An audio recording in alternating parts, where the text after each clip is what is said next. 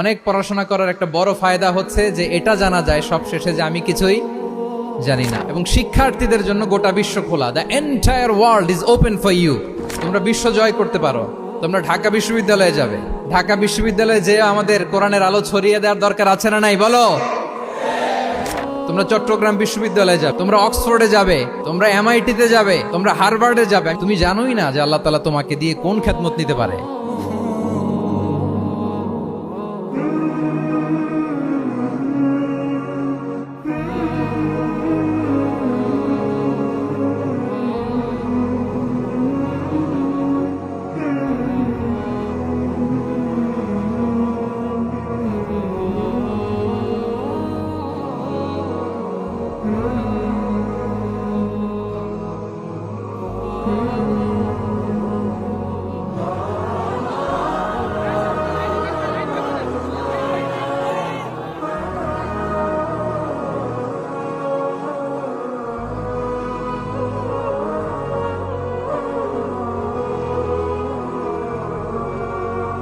আসসালামু আলাইকুম ওয়া রাহমাতুল্লাহি ওয়া বারাকাতুহু। নাহমাদুহু ওয়া নুসাল্লি আলা রাসূলিহিল কারীম। আম্মা বা'দু ফাআউযু বিল্লাহি মিনাশ শাইতানির রাজীম। বিসমিল্লাহির রাহমানির রাহিম। আফালা ইয়াতাদাব্বারুনাল কুরআন আম আলা কুলুবিন আকফালুহা। সাদাকাল্লাহুল আযীম।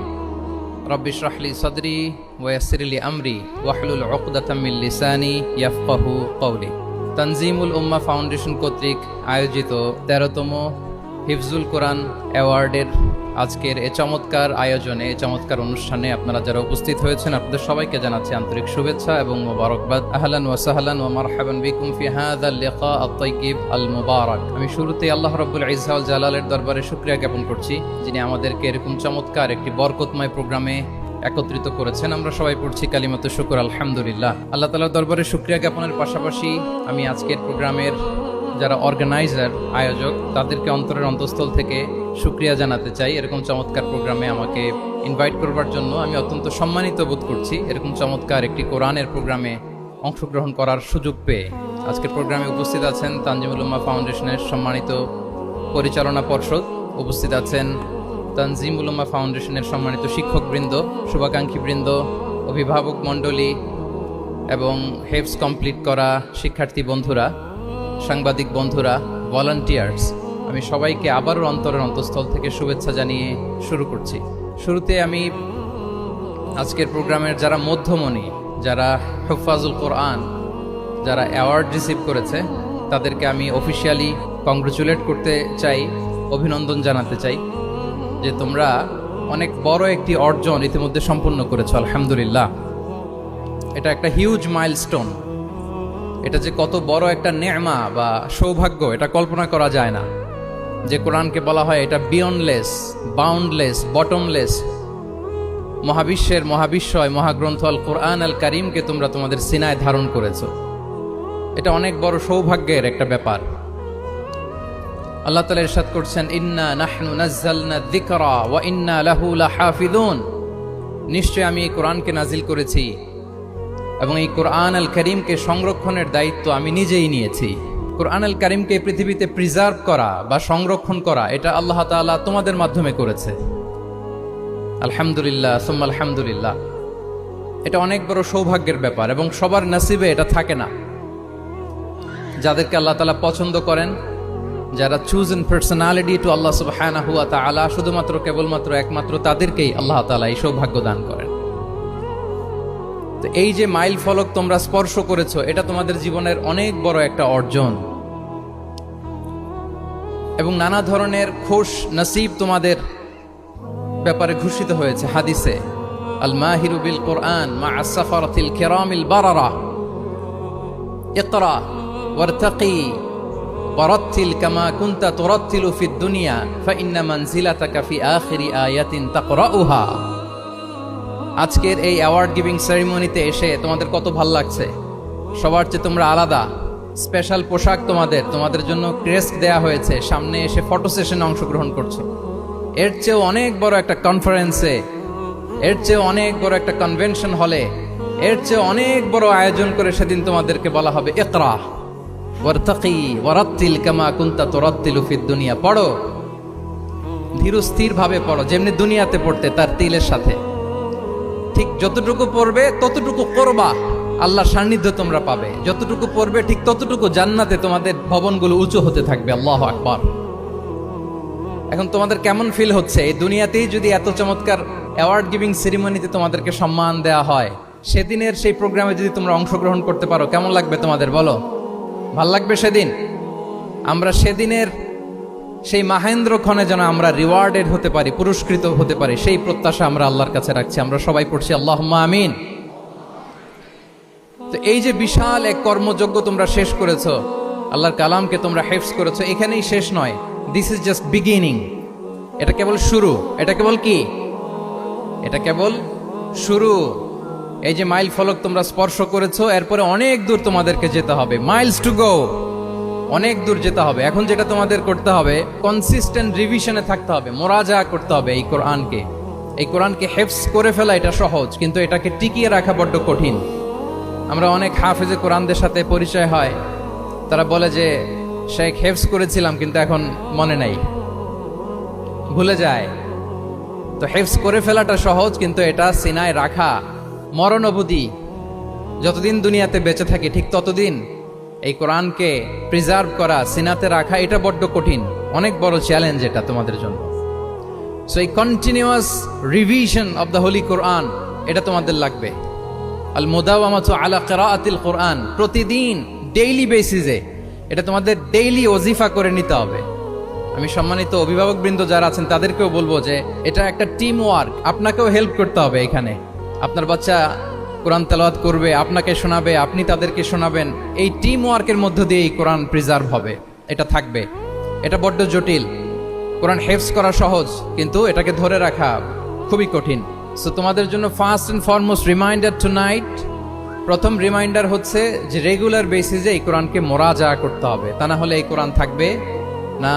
এবং আল্লাহ রাসূল সাল্লাল্লাহু আলাইহি ওয়া আলিহি ওয়াসাল্লাম তিনি ওসিয়ত করেছেন, তিনি বলেছেন তাআহাদুল কোরআন ওয়া ইন্নাহু আশাদ্দু তাফাল্লুতান মিনাল ইবিলি ফি উকুলিহা। তোমরা কোরআনকে ডেইলি রিভাইজ করো।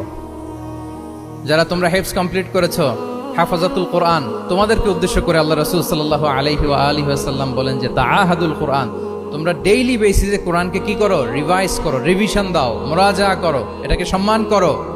ফাইন্নাহু আশাদ্দু তাফাল্লুতান মিনাল ইবিলি ফি উকুলিহা, কেননা পোষ মানানো হয়নি এরকম কোন বন্য উট যদি এটা রশি ছেড়ে দেওয়া হয়, এটা যেমনি ছুটে পালায়, দৌড়ে পালায়, এটারে ফিরে আনা যেমনি কঠিন, কোরআন হেফজ করার পরে, মুখস্থ করার পরে কেউ যদি ভুলে যায়, ওইটারে আবার রিভাইভ করা তার চেয়েও বেশি কঠিন।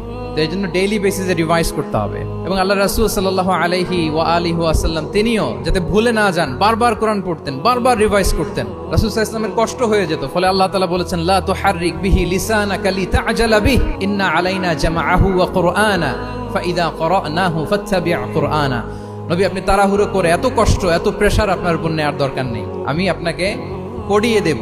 জিবরিল যখন পড়ে শুধু ফলো করেন, সেটা একবার পড়ে নিন, মুখস্থ আমি আল্লাহ করে দেব। সানুকরিউকা ফালা তানসা, আপনি আর ভুলবেন না।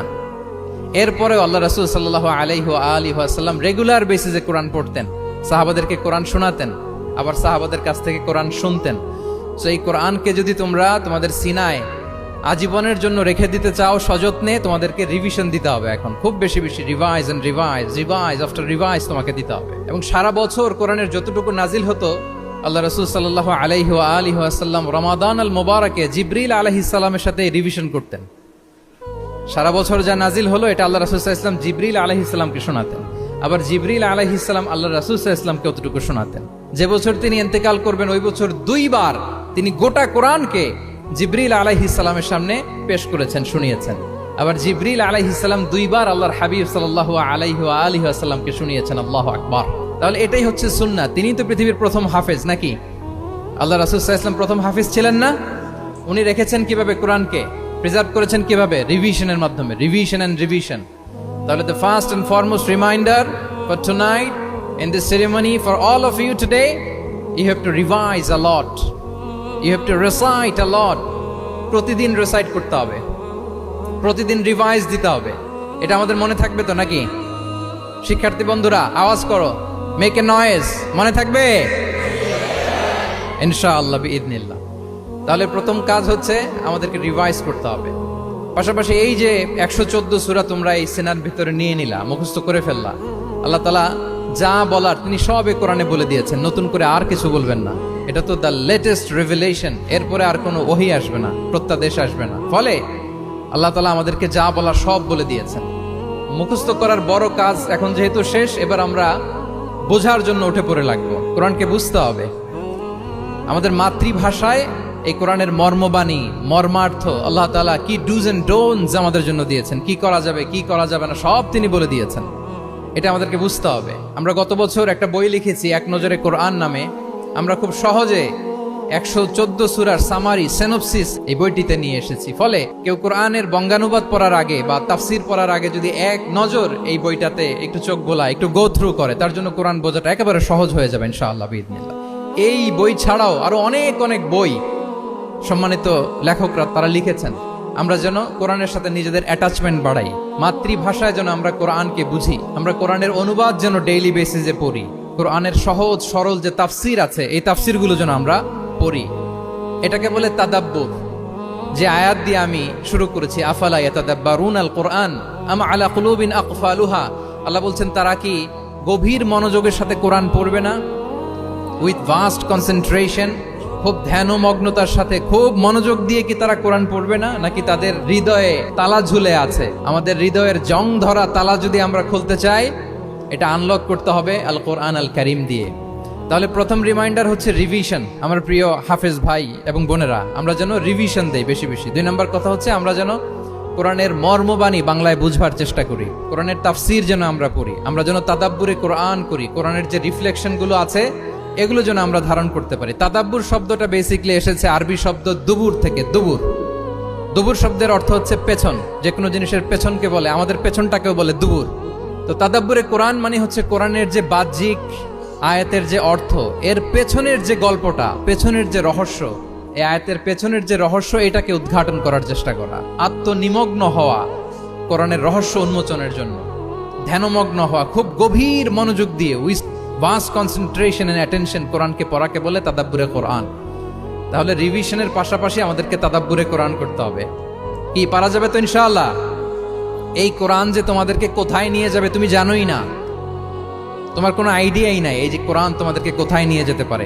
এবং শিক্ষার্থীদের জন্য গোটা বিশ্ব খোলা, the entire world is open for you. তোমরা বিশ্ব জয় করতে পারো। তোমরা ঢাকা বিশ্ববিদ্যালয়ে যাবে, তোমরা চট্টগ্রাম বিশ্ববিদ্যালয়ে যাবে। এই যে তোমাদের এক বড় ভাই বসে আছে, ডাকসুর ভিপি সাদিক কায়েম। ঢাকা বিশ্ববিদ্যালয়ে যে আমাদের কোরআনের আলো ছড়িয়ে দেওয়ার দরকার আছে না নাই বলো? তোমরা অক্সফোর্ডে যাবে, তোমরা এমআইটিতে যাবে, তোমরা হার্ভার্ডে যাবে। আমি হার্ভার্ডে গিয়েছি, এমআইটিতে গিয়েছি। তোমরা ইয়েল ইউনিভার্সিটিতে যাবে, সেখানে যে কোরআনের আলো ছড়িয়ে দিবে ইনশাআল্লাহ বলি সবাই। তাহলে শিক্ষার্থীদের জন্য গোটা বিশ্ব খোলা। তুমি জানোই না যে আল্লাহ তাআলা তোমাকে কোথায় নেবে। খুত্তাতুল্লাহি আ'যামু মিন খুত্তাতিকুম, আল্লাহর প্ল্যান তোমার প্ল্যানের চাইতে অনেক অনেক বড়। তুমি জানোই না যে আল্লাহ তাআলা তোমাকে দিয়ে কোন খেদমত নিতে পারে। সো আমরা যেন তাদাব্বুরে কোরআন করি, কোরআনে যে আল্লাহ জেমস গুলো দিয়েছেন এগুলোর সাথে নিজেদের অ্যাটাচমেন্ট যেন আমরা বাড়াই, একটু একটু করে যেন পড়ি। এবং সাহাবা রিদওয়ানুল্লাহি তাআলা আলাইহিম আজমাইন, ওনাদের হ্যাবিট এটাই ছিল, ওনারা তাড়াহুড়ো করে কোরআন পড়তেন না, একটু একটু করে পড়তেন। তোমাদের তো 2 বছর কিংবা 3 বছরে হেফজ শেষ হয়ে যাওয়ার কথা নাকি? তাদের কয় বছর লেগেছে হেফজ করতে? 3 বছর। আচ্ছা, তোমরা কি জানো ওমরে ফারুক রাদিয়াল্লাহু তাআলা আনহু উনি সূরা বাকারা হেফজ করতে সময় নিয়েছিলেন 12 বছর। ওনাদের অভ্যেস ছিল তারা তাদাব্বুরে কোরআন করে করে আগাতেন। 10 আয়াত পড়তেন, এটাকে মুখস্থ করতেন, এটার অর্থ বুঝতেন, এটার উপর আমল করতেন, এটাকে ধারণ করতেন, এটার উপর সাধনা করতেন, এটারে ডাইজেস্ট করা শেষ, এরপরে 10 আয়াত, আবার একই সিস্টেমে 10 আয়াত পরে এরপরে 10 আয়াত। এভাবে সূরা বাকারা শেষ করতে উনি সময় নিয়েছিলেন কয় বছর? 12 বছর। এবং যেদিন সূরা বাকারা কমপ্লিট করেছিলেন ওদিন উট জবাই করে সবাইকে খাইয়েছিলেন। সুবহানাল্লাহ বিহামদি। ওনারা কোরআন জানাটাকে সেলিব্রেট করতেন। আল্লাহু আকবার। সো আমরা যেন তাদাব্বুরে কোরআন করি। তাহলে আমার রিমাইন্ডারগুলো খেয়াল রাখতে হবে। 1 নম্বরে কি বলেছি?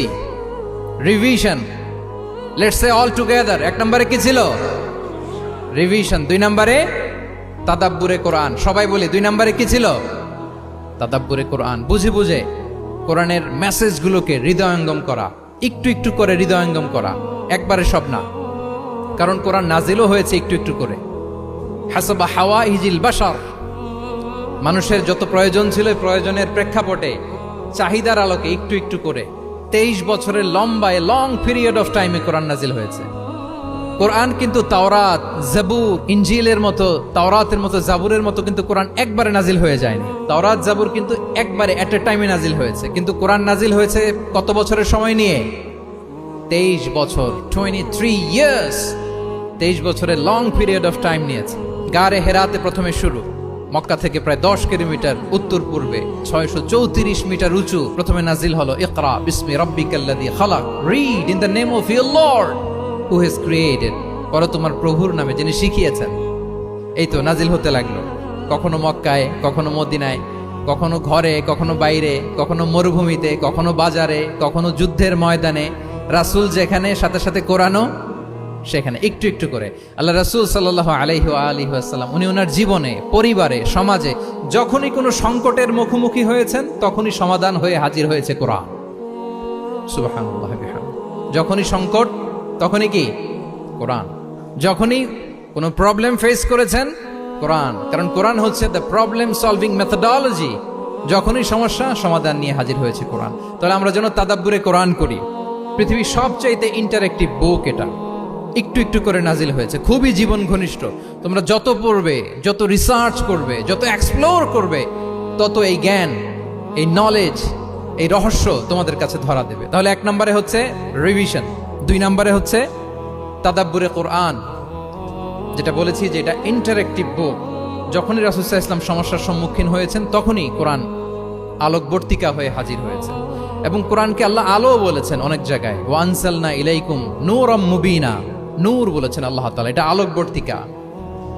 কিতাবুন আনসালনাহু ইলাইকা লিতুখরিজান নাসা মিনাজ যুলুমাতি ইলান নূর, অন্ধকারাচ্ছন্ন মানুষগুলোকে আলোর পথে নেয়ার জন্য আল্লাহ তাআলা এই কিতাবকে পাঠিয়েছেন, ক্রাইটেরিয়ান করে পাঠিয়েছেন। এই কোরআনের সাথে যদি আমার প্রিয় শিক্ষার্থী বন্ধুরা তোমাদের অ্যাটাচমেন্ট গড়ে ওঠে, সারা জীবনের জন্য তুমি safe. It's a criterion. Quran পড়লে, কোরআন জানলে কোনটা সত্য কোনটা মিথ্যা কোরআনের লেন্স দিয়ে তুমি পরখ করতে পারবে। এটাকে আল্লাহ তাআলা বলেছেন আল ফুরকান, তাবারাকাল্লাযী নাযালাল ফুরকানা আলা আবদিহি লিয়াকুনা লিল আলামিনা নাযীরা।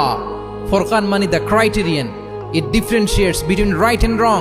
কোনটা সত্য কোনটা মিথ্যা, কোনটা ভালো কোনটা মন্দ, এটা কোরআনের লেন্স দিয়ে যদি তুমি পরখ করো, তোমার জন্য গোটা বিশ্বটা সহজ হয়ে যাবে। কোনটা সত্য তুমি সহজেই বুঝতে পারবে।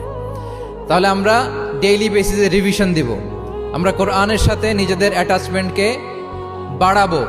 রেগুলার বেসিসে আমরা তাদাব্বুরে কোরআন করব।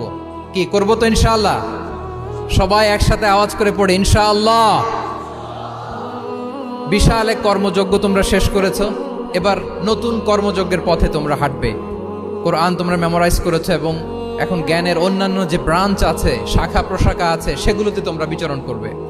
জ্ঞানার্জনের একটা মূলনীতি তোমাদের সাথে আজকের এই প্রোগ্রামে শেয়ার করে আমি আমার সংক্ষিপ্ত আলোচনা শেষ করব। ইসলামিক জ্ঞান হোক কিংবা কনভেনশনাল জ্ঞান হোক, জ্ঞানার্জনের জন্য 3টা বিষয় অপরিহার্য, এটা আমাদের খেয়াল রাখতে হবে। 1 নম্বর হচ্ছে বিনয়, 2 নম্বর হচ্ছে সফর, 3 নম্বর হচ্ছে সবর। এবার আমি জিজ্ঞেস করি, তোমাদের মুখ থেকে আমি শুনতে চাই, বলো জ্ঞানার্জনের জন্য অপরিহার্য বিষয় কয়টা? 1 নম্বরে বিনয়, 2 নম্বরে সফর, 3 নম্বরে সবর। এই 3টাই লাগবে। বিনয়ী হইতে হবে, ডাউন টু আর্থ হইতে হবে।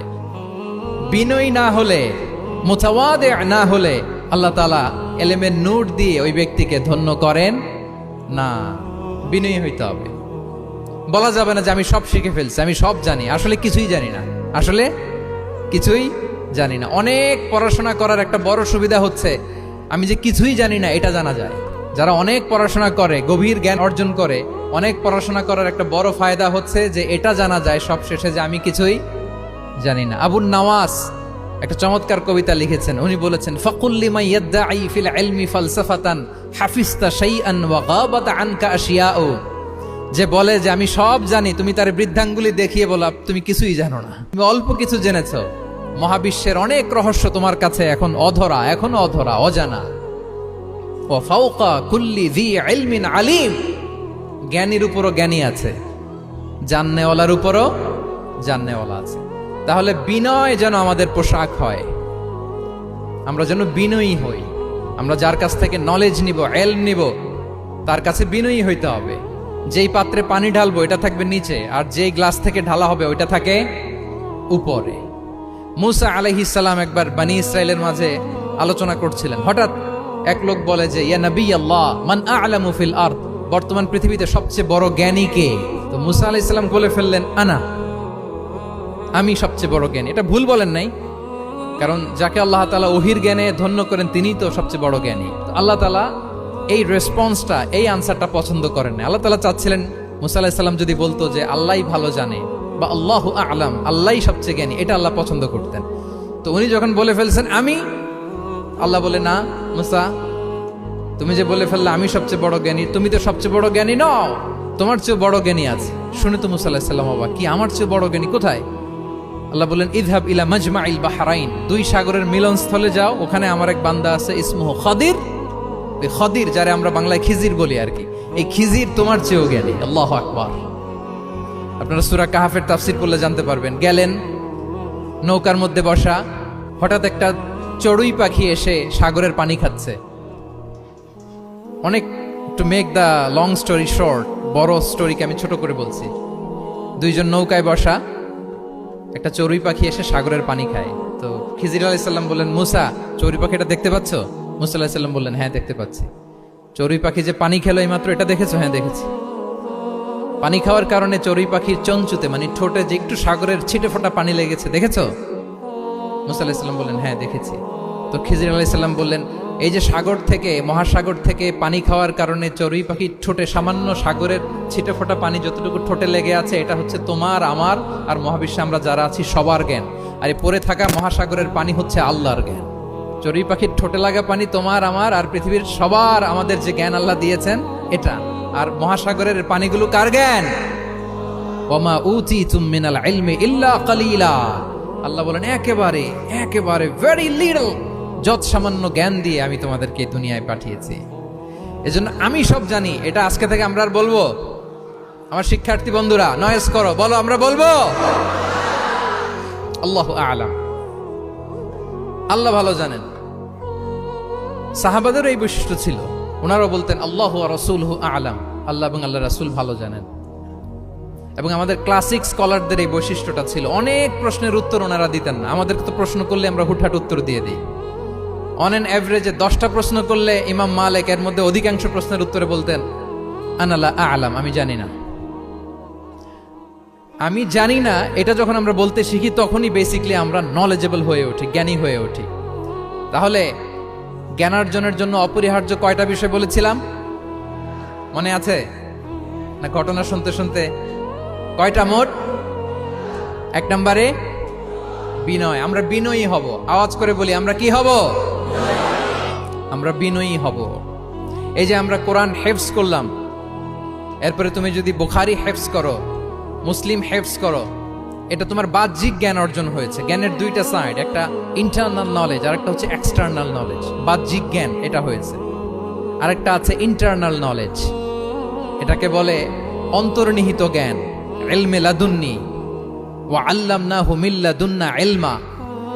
এটা শুধু কোরআন হেফজ করলেই হয় না, এটা কোরআন পড়ার পরে, হাদিস পড়ার পরে, এগুলোর উপর আমল করার পরে, বছরের পর বছর সাধনা করার পরে আল্লাহ তাআলা কোনো ব্যক্তিকে ইলমের নূর দেন। এটা এত সহজ না। আমরা এক্সটার্নাল নলেজ, বাহ্যিক জ্ঞান খুব সহজেই রিসিভ করতে পারি, কিন্তু ইন্টারনাল নলেজ, যেটা অন্তর্নিহিত জ্ঞান, যেটা তোমার দূরদৃষ্টি বাড়াবে, তোমার ফেরাসাত বাড়াবে, তোমার বিচক্ষণতা বাড়াবে, তোমার ফারসাইটেডনেসকে বাড়াবে, ওই অন্তর্নিহিত জ্ঞানের জন্য বছরের পর বছর সাধনা করতে হয়। সো আমরা যেন বিনয়ী হই, এটা হচ্ছে নাম্বার 1। 2 নাম্বার কি বলেছিলাম? সফর। ফানজুরু কাইফা কানা আকিবাতুল মুকাজ্জিবিন। আল্লাহ বলে সফর করো, সিরু ফিল আরদ, ট্রাভেল করো। ট্রাভেল করলে তোমার চোখ খুলে যাবে। তুমি যদি পেট্রাতে যাও, জর্ডানের পেট্রায়, তোমার চোখ খুলে যাবে। তুমি যদি ফেরাউনের লাশ দেখে আসো, তুমি অবাক হয়ে যাবে। তুমি যদি জর্ডানের ডেড সি ঘুরে আসো, তুমি অবাক হয়ে যাবে। 1000টা বই পড়ে তুমি ওই জ্ঞান অর্জন করতে পারবে না, যেই জ্ঞান তুমি ট্রাভেলিং করে অর্জন করতে পারবে। তাহলে ভ্রমণ করতে হবে। আর 3 নম্বরে কি বলেছিলাম? সবর, মানে হার্ড ওয়ার্কিং হইতে হবে। পরিশ্রমের কোনো বিকল্প নাই। There is no alternative to be hard working. কোনো বিকল্প নেই, হার্ড ওয়ার্ক তোমাকে করতেই হবে, এটাই সবর। এই 3টা প্রশিক্ষণই আল্লাহ তাআলা মুসা আলাইহিস সালামকে দিয়েছিলেন। লম্বা ঘটনা, তিনি খিজির আলাইহিস সালামের সাথে সফরও করেছেন, ওনার কাছে যে বিনয়ী হয়েছেন, তারপরে বারবার উনি ধৈর্যহারা হয়ে যাচ্ছিলেন, আল্লাহ ধৈর্যেরও পরীক্ষা নিয়েছেন। তাহলে বিনয়, সফর এবং সবর, এই 3টা জিনিস জ্ঞান অর্জনের জন্য অপরিহার্য। এই ফিচারগুলো দিয়ে, এই ক্যারেক্টারিস্টিক্সগুলো দিয়ে যেন আল্লাহ তাআলা আমাদেরকে ধন্য করে। আমরা সবাই পড়ি আমিন। আমরা আল্লাহর কোরআনকে যেভাবে হৃদয়ে ধারণ করতে পেরেছি, আমরা যেন কোরআনের তাদাব্বুরের মধ্য দিয়ে, কোরআনের রিফ্লেকশনগুলোর সাথে নিজেদের অ্যাটাচমেন্ট বাড়ানোর মধ্য দিয়ে আলোকিত মানুষ হতে পারি। আল্লাহ তাআলা আমাদেরকে তৌফিক দান করুন। আমি আবারও তানজিমুল উম্মাহ ফাউন্ডেশনকে অন্তরের অন্তঃস্থল থেকে শুভেচ্ছা জানিয়ে, এবং তোমাদের যে এই চমৎকার সাফল্য, এই সাফল্যর ধারাবাহিকতা কামনা করে তোমাদের জন্য প্রাণ ঢালা অফুরান দোয়া এবং ভালোবাসা রেখে আমার সংক্ষিপ্ত আলোচনা এখানেই শেষ করছি। আল্লাহ তাআলা আমাদের সবাইকে কথাগুলো বোঝার ও আমল করার তৌফিক দান করুন। হাদা মা ইনদি ওয়াল ইলমু ইনদাল্লাহি আলাইহি তাওয়াক্কালতু ওয়া ইলাইহি উনীব। আসসালামু আলাইকুম ওয়া রাহমাতুল্লাহি ওয়া বারাকাতুহু।